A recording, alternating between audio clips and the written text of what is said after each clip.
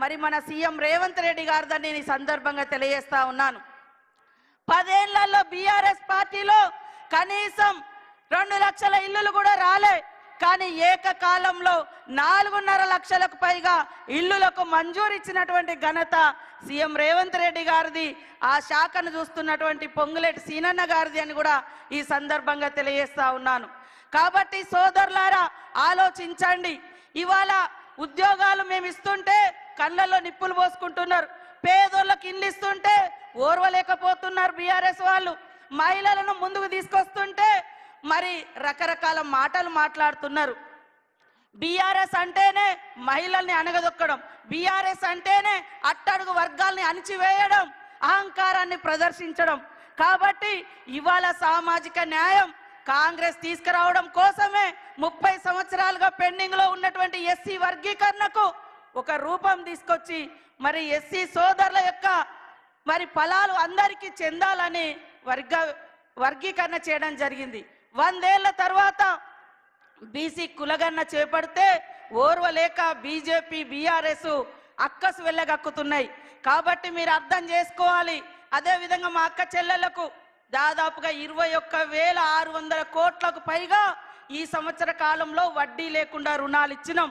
ఇవాళ bus free కాదు, బస్సును నడిపే అధికారం మీకు ఇచ్చినాం. ఇవాళ బస్సుకు ఓనర్లను చేసినాం. ఇవాళ సోలార్ లైట్లు, సోలార్ విద్యుత్ పవర్ ప్లాంట్లు, సోలార్ ప్లాంట్లు నడిపేటువంటి ఓనర్లను చేసినాం. అక్కలారా ఆలోచించండి. మన కష్టం వస్తే తల్లిగారింటికి పోతాం, మన కష్టం వస్తే అన్నదమ్ముల ఇంటికి పోతాం. అన్నదమ్ములు కొన్నిసార్లు చూడరు, కానీ ఈ అన్న ఖచ్చితంగా మా అక్క చెల్లెలు బాగుండాలని వడ్డీ లేని రుణాలు ఇచ్చి ఈరోజు వడ్డీని కూడా 92 కోట్లకు పైగా ఈరోజు మన జిల్లాలో చెక్కులు అందజేయడం కోసం మరి మీ ఇంటి సోదరుడిగా, మీ తోబుట్టుగా ఈరోజు రావడం జరిగింది. గత బీఆర్ఎస్ కాలంలో 3,500 కోట్ల రూపాయలు పావుల వడ్డీ ఇవ్వకుండా ఎగ్గొట్టిపోయారు. గత 5 సంవత్సరాలుగా లాస్ట్ ఒక్క ఉద్యోగం కూడా ఇవ్వలే.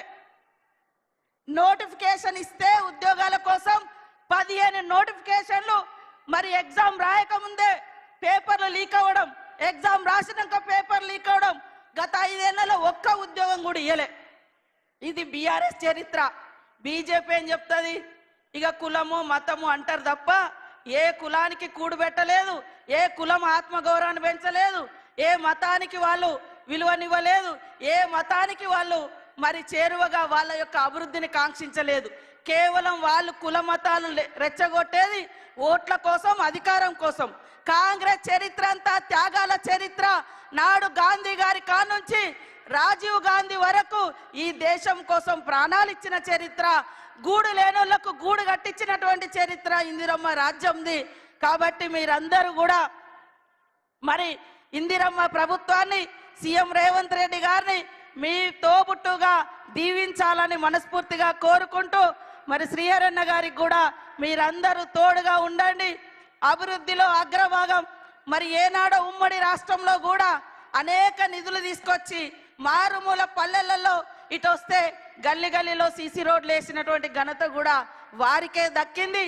అప్పుడు తర్వాత మళ్ళీ కాంగ్రెస్ ప్రభుత్వంలోనే ఇన్ని 100 కోట్లు తీసుకొచ్చి మీ అభివృద్ధికి పాటుపడతా ఉన్నాడు. కాబట్టి మీరందరూ కూడా దీవించాలని కోరుకుంటూ అందరికీ నమస్కారాలు, ధన్యవాదాలు.